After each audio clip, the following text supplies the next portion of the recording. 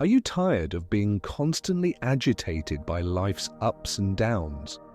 What if I told you there's a way to maintain peace and serenity no matter what life throws your way? Imagine a life where no criticism, no obstacle, and no unexpected event can disturb your inner calm. Sounds like a dream, doesn't it? But it's possible, and it's rooted in the timeless teachings of Buddhism. In today's video, we're going to explore one of the most powerful lessons Buddhism has to offer: how to act as if nothing bothers you. This isn't about pretending or suppressing your emotions. It's about truly transforming the way you perceive challenges and cultivating a state of inner peace that can't be shaken. If you've ever felt overwhelmed by negative emotions or circumstances, this video is for you. We'll explore practical principles, share personal stories, and even reflect on some of the Buddha's most profound teachings. Let's dive in. Buddhism offers us profound wisdom for navigating life's challenges. A famous quote from the Buddha says, "You will not be punished for your anger, you will be punished by your anger." This simple but powerful statement speaks directly to the destructive potential of our emotions, particularly anger. The Buddha's teachings urge us to understand that emotions, when left unchecked, can not only cloud our judgment but also ruin our peace of mind and our relationships with others. The idea of acting as if nothing bothers you is one of the most liberating practices in Buddhism. It doesn't mean to suppress or ignore your feelings, but rather to create a mindful separation between external circumstances and your internal state of being. The Buddha taught us that life is filled with suffering, dukkha, yet it is our attachment to our emotions that causes the suffering to persist. When we react to situations with immediate emotional outbursts, we allow those external events to control us.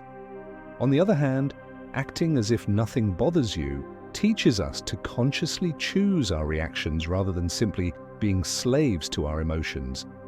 This principle is rooted in mindfulness, a central concept in Buddhism. Mindfulness is the ability to observe your thoughts, feelings, and experiences without getting caught up in them. By practicing mindfulness, you can distance yourself from the automatic responses that lead to frustration, anger, and other negative emotions. When you can act as if nothing bothers you, you are effectively choosing to respond from a place of calm and clarity, rather than reacting impulsively or emotionally. Take, for example, a famous story of the Buddha himself. Once, a man who was angry with the Buddha came to him and began to hurl insults. The Buddha calmly responded, asking, "If someone offers you a gift and you choose not to accept it, to whom does the gift belong?"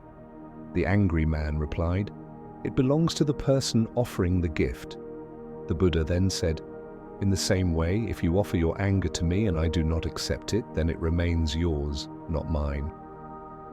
This story exemplifies how the Buddha was able to maintain his peace in the face of aggression. He chose not to let the anger of others disturb his inner calm. To act as if nothing bothers you does not mean ignoring problems or suppressing emotions. Instead, it's about building an unshakable inner calm that allows you to face any situation with clarity and wisdom. This is a practice of the mind, a way to train ourselves to rise above life's ups and downs. As the Buddha once said, "Peace comes from within. Do not seek it without." So, how can we start embodying this powerful principle in our daily lives? Principle 1. Listen twice as much as you speak. One of the most transformative and often overlooked teachings in Buddhism is the power of listening. In our fast-paced world, it's easy to get caught up in speaking and being heard, but true communication begins with the act of listening. Buddhism teaches us that to truly understand others, we must first understand ourselves, and listening is the key to both. The Buddha once said, "To understand everything is to forgive everything." This profound statement highlights the deep connection between understanding and compassion. By listening with presence and intention, we open the door to a deeper understanding of the other person's emotions, thoughts, and intentions, leading to greater compassion. In Buddhist teachings, mindful listening is not just about hearing words, it's about engaging with the essence of the other person's being. Buddha taught that our minds are clouded by attachments and desires, and often we do not truly listen because we are too busy thinking about our own response or judgment. This inability to listen deeply leads to misunderstandings, conflicts, and missed opportunities for connection. One of the core practices of Buddhism is mindfulness, which encompasses being present in the moment and giving our full attention to what is happening right now. In the context of communication, this means being fully present when someone is speaking without distractions or preconceived notions. As the Buddha said, when the mind is silent, the heart can listen. This statement reminds us that true listening requires an openness of mind and heart, free from judgments and distractions. A key aspect of Buddhist communication is the power of silence. Silence isn't the absence of sound, but the absence of internal noise, the chatter of our thoughts and judgments. This silence allows us to listen deeply to the other person without filtering their words through the lens of our biases or emotions. The Buddha often taught that our thoughts can be as loud as any external noise, so in order to truly listen to others, we must first quiet the mind. In the Buddhist tradition, the practice of right speech, samavaka, emphasizes that speaking and listening go hand in hand. Right speech isn't just about the words we speak, but about how we engage with others in conversation. To practice right speech, one must also practice right listening. This means not only hearing what someone is saying, but also paying attention to their tone, body language, and emotional state. It means hearing the unsaid words, the feelings behind the words, and the unspoken intentions. Why listen twice as much as you speak? In Buddhism, there is a concept known as equanimity, the ability to remain calm, balanced, and composed regardless of external circumstances. Practicing this in conversations means that we approach communication with a calm and open mind, free from the urge to dominate the conversation. The phrase "listen twice as much as you speak" reflects this principle of equanimity.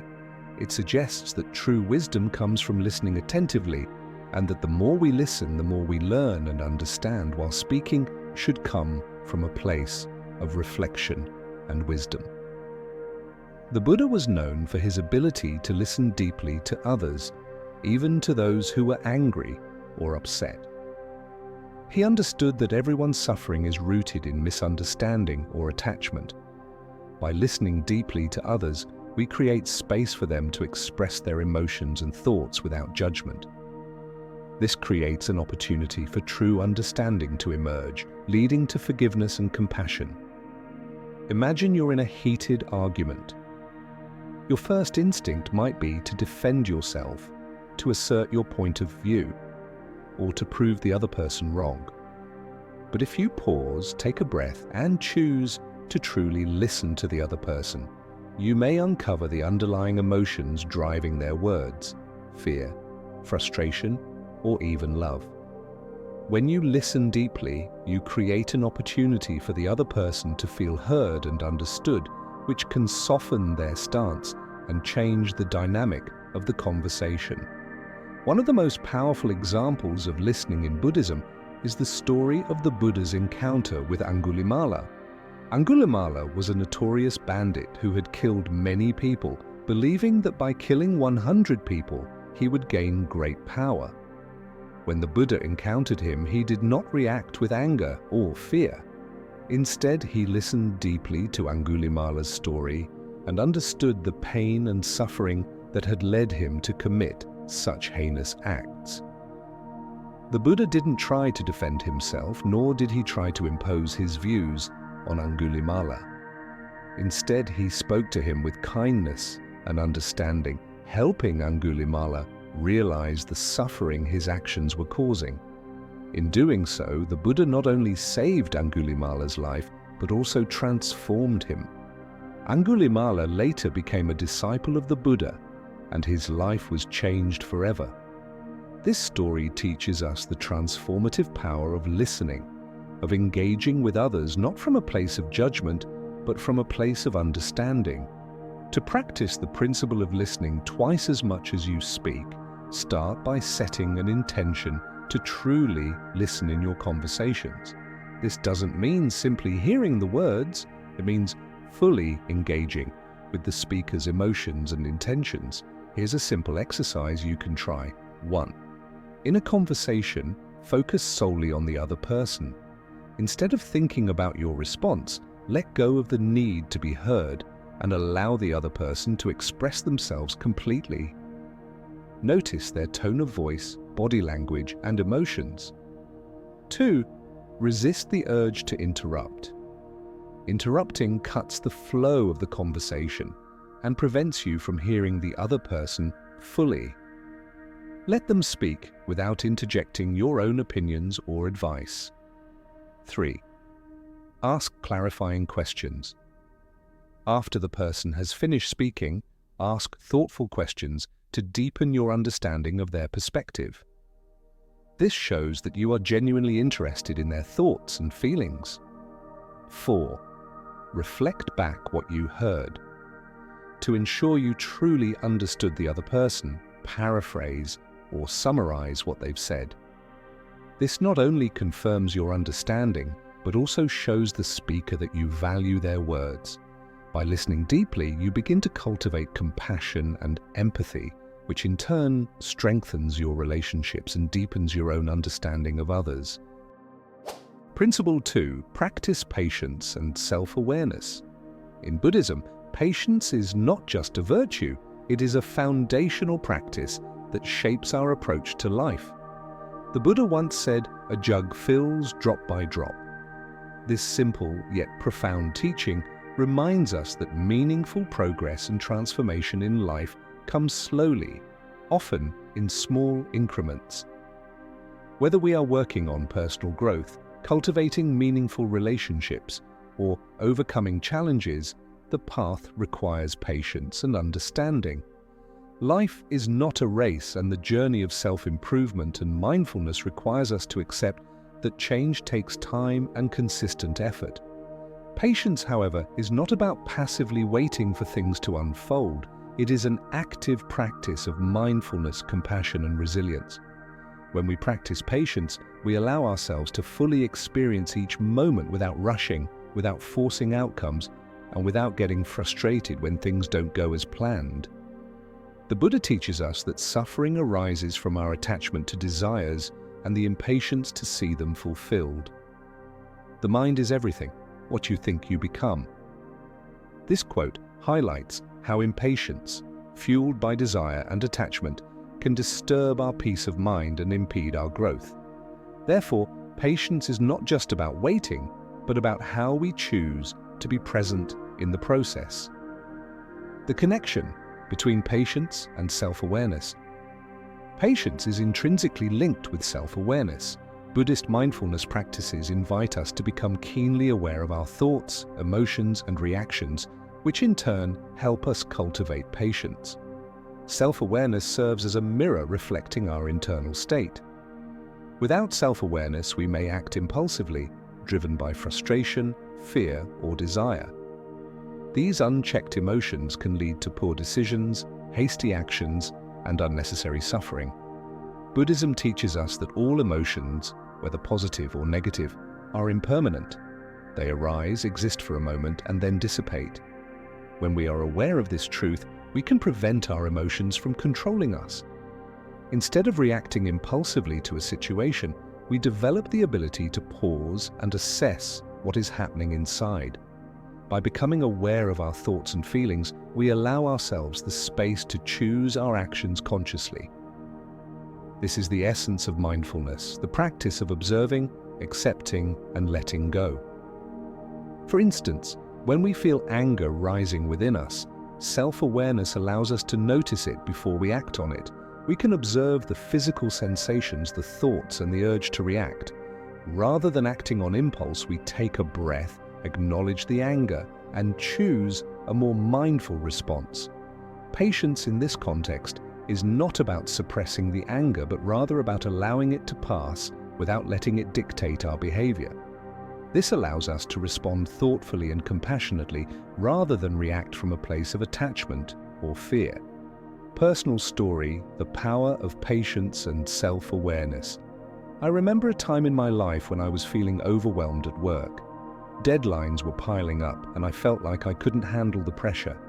The stress and anxiety were building, and my first instinct was to react, to vent to someone, to rush through my tasks, or to escape the discomfort by ignoring it altogether.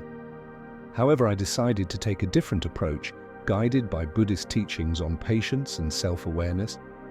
Instead of immediately reacting, I paused. I sat quietly for a few moments, focused on my breath, and took deep, mindful breaths. I asked myself, what is really causing this stress?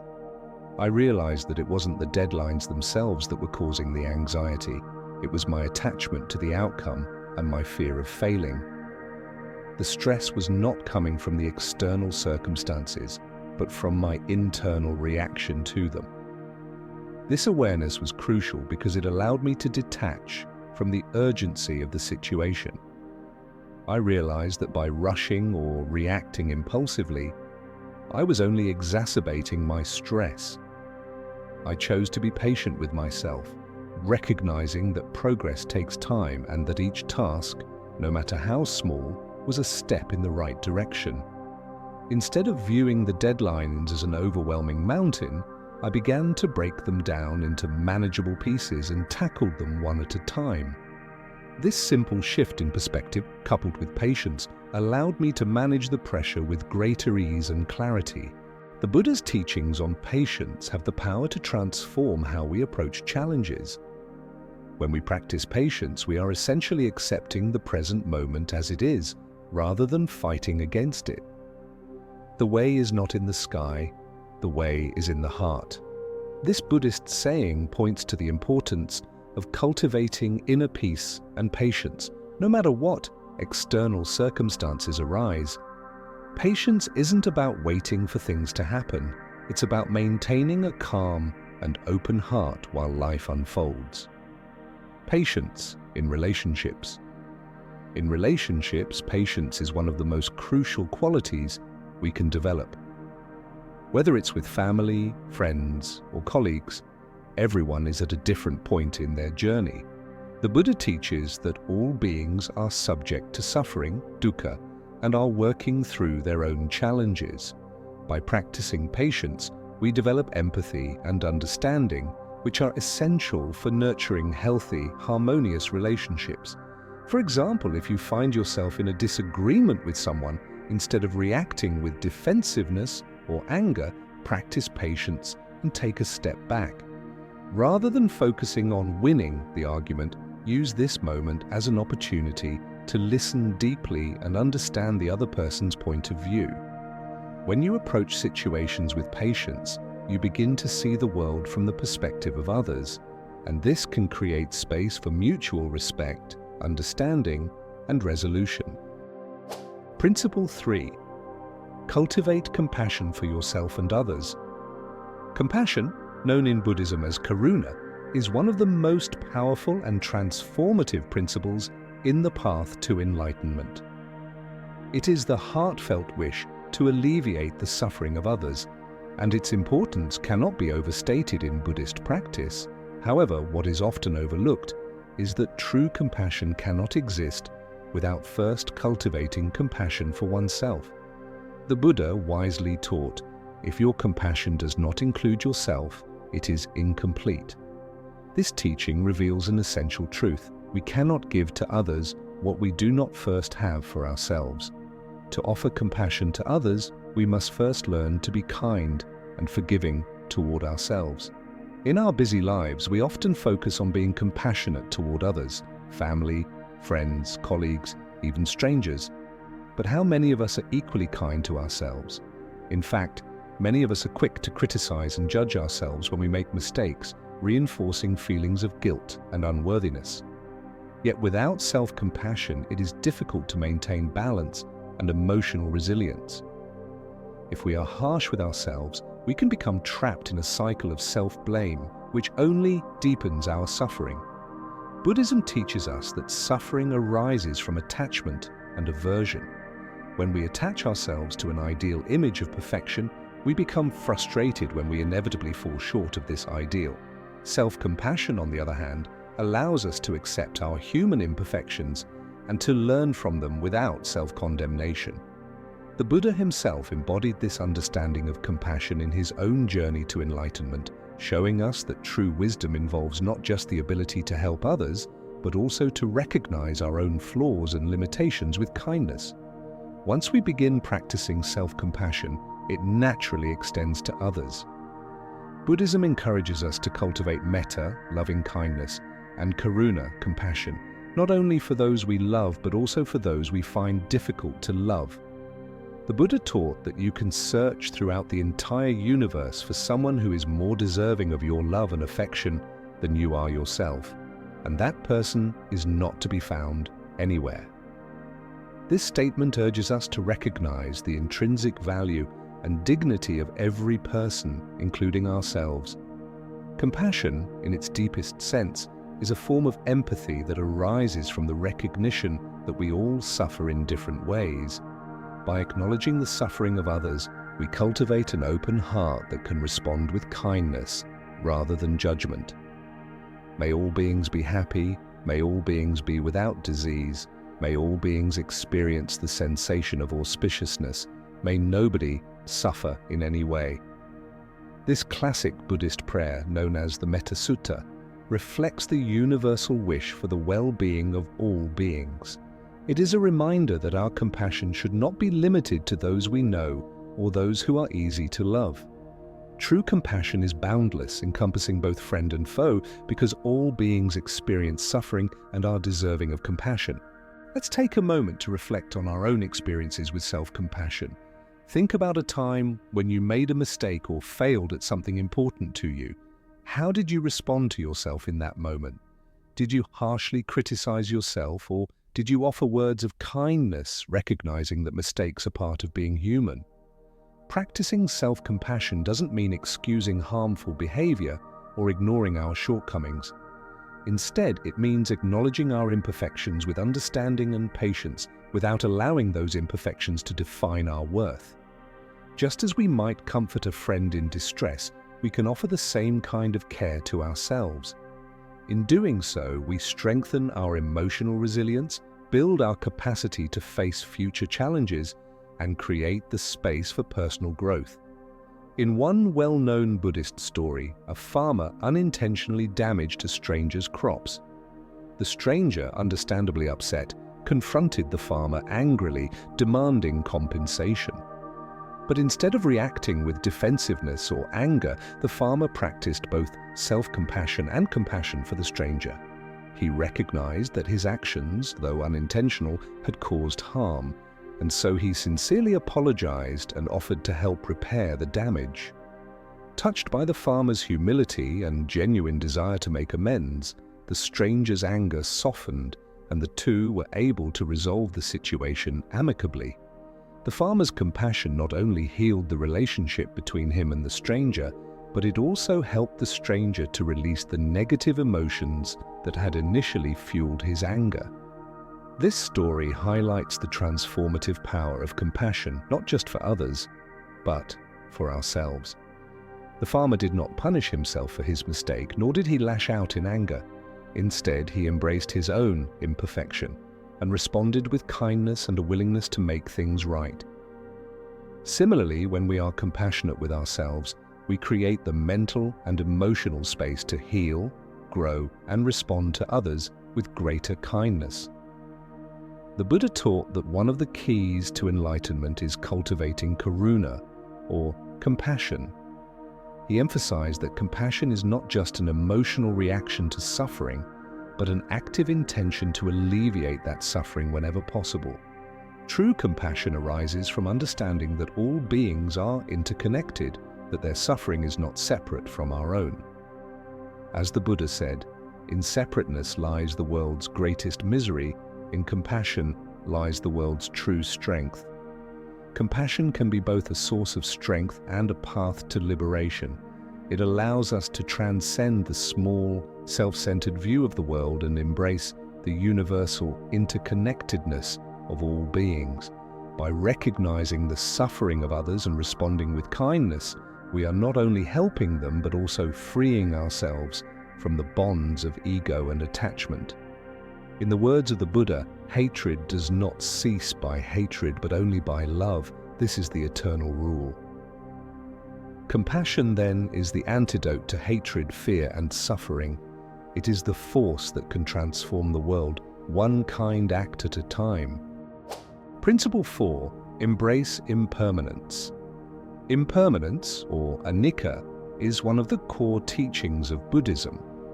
It's the recognition that all things, whether physical objects, emotions, relationships, or even life itself, are in a constant state of flux. The Buddha's famous words, "Everything changes, nothing remains without change," encapsulate this profound insight. By fully understanding and embracing the impermanent nature of existence, we can let go of our attachments to both pleasant and unpleasant experiences and cultivate a deeper sense of peace and equanimity. At the heart of Buddhist philosophy is the understanding that everything is transient. Nothing in life is permanent, not our joys, our sorrows, our successes, or our failures. Everything is in a constant state of change. This concept challenges our natural instinct to hold on to the good moments and avoid the bad ones. We often seek to prolong happiness and escape from pain, but this only causes suffering when we inevitably face loss, disappointment, or change. When we truly understand anicca, we stop clinging to the highs and fearing the lows. Instead, we learn to accept life as it is, with all its unpredictability and uncertainty. The Buddha taught that attachment to permanence is a source of suffering. When we become overly attached to things, people, or outcomes, we inevitably set ourselves up for disappointment because change is the only constant in life. This teaching helps us release the false notion that we can control everything or that we can find lasting security in external conditions. Instead, we learn to embrace life's natural ebb and flow, knowing that everything is temporary and that this too shall pass. When we truly understand and accept impermanence, we can approach life with equanimity, a mental state of calmness and balance, no matter what arises. Equanimity does not mean indifference or apathy. Rather, it is a profound inner peace that allows us to experience the highs and lows of life without becoming overly attached or upset. We learn to navigate challenges with resilience and grace, knowing that they too are temporary. For example, consider a moment of great joy in your life. Perhaps you've achieved something you've worked hard for, or you're surrounded by people you love. It's natural to feel happiness and gratitude in those moments. But the key is not to cling to them or to expect them to last forever. Joy, like everything else, is impermanent. By acknowledging this truth, we can appreciate the present moment without fear of losing it. On the other hand, when faced with pain, failure, or loss, understanding impermanence allows us to navigate these difficult times with less suffering. Life is full of challenges, but they too are transient. The Buddha's teaching, "This too shall pass," offers a simple but powerful mantra to remind us of the impermanent nature of difficult situations. When we repeat this mantra in times of hardship, we can maintain perspective and find comfort in knowing that the pain will eventually subside. One of the most profound stories in Buddhism illustrates the truth of impermanence. It is the story of the Buddha's encounter with a grieving mother who had lost her child. Overcome with sorrow, she went to the Buddha, asking him to bring her child back to life. The Buddha, knowing the deeper truth of impermanence, told her that he would grant her wish if she could find a mustard seed from a house where no one had ever died. She immediately set out, hoping to find the seed, but as she visited house after house, she learned that every household had experienced loss at some point. No family was untouched by death, and no mustard seed could be found. Through this experience, the grieving mother came to understand the universal truth of impermanence. Death and loss are an inevitable part of life. Rather than focusing on her grief, she was able to gain perspective and let go of her attachment to her child. Her suffering didn't disappear, but she came to accept it with a deeper understanding of life's transient nature. To put this principle into practice, we can start by reminding ourselves, "This too shall pass," whenever we encounter challenges or difficult emotions. This mantra helps us gain perspective, particularly when we feel overwhelmed by negative situations. It's a reminder that nothing, not even suffering, lasts forever. Similarly, in moments of happiness and success, we can practice gratitude without attachment. By acknowledging that even joy is fleeting, we can appreciate it more deeply while avoiding the pitfall of clinging to it. This doesn't mean we cannot enjoy life's pleasures, but rather that we can enjoy them without becoming attached to their permanence. Principle 5. Let go of attachment. Attachment, or Upadana, is one of the root causes of suffering in Buddhist philosophy. The Buddha taught you only lose what you cling to. This simple yet profound statement speaks to the heart of Buddhist wisdom. Attachment is not just about clinging to material possessions, but also to people, outcomes, emotions, and even our own sense of self. Our attachments create an illusion of security and permanence in an inherently impermanent world. When we attach ourselves to these fleeting things, we set ourselves up for suffering because everything in life is subject to change. In Buddhism, attachment is seen as a form of craving, tanha, an insatiable desire that leads to suffering. This craving arises because we mistakenly believe that holding on to something will bring us lasting happiness or security. We become attached to things, people, and even our own ideas and identities, thinking that they define who we are or determine our happiness. But the truth is that everything is impermanent. Our possessions, our relationships, our achievements, and even our own bodies. When we hold on tightly to these things, we create a false sense of permanence, and when we inevitably lose them, we experience pain and disappointment. The root of suffering is attachment, the Buddha taught.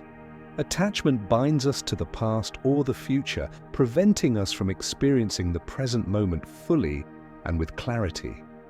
When we grasp at things out of fear of losing them, we allow our minds to become clouded with anxiety, jealousy, or regret. To let go of attachment is to free ourselves from this cycle of craving and suffering. In Buddhist practice, letting go does not mean rejecting or abandoning the things or people we love. It means not clinging to them for our sense of happiness or identity. It is about developing an open hand rather than a clenched fist and allowing things to come and go freely without feeling as though we need to control them. One of the most powerful teachings related to letting go comes from the Buddha's words. There is no path to happiness. Happiness is the path. This suggests that happiness does not come from external things, but from the ability to live in harmony with the present moment, free from attachments and expectations. By letting go of our attachment to outcomes, we allow ourselves to experience life as it is, rather than how we want it to be. The act of letting go is also closely related to cultivating mindfulness. When we are mindful, we can observe our attachments without getting lost in them. We begin to understand that our thoughts and feelings are temporary, and that our true nature is not defined by them. This awareness helps us to detach from the need to control or cling to things, and instead, we learn to live more freely and naturally. Let's consider a simple example of attachment to material possessions.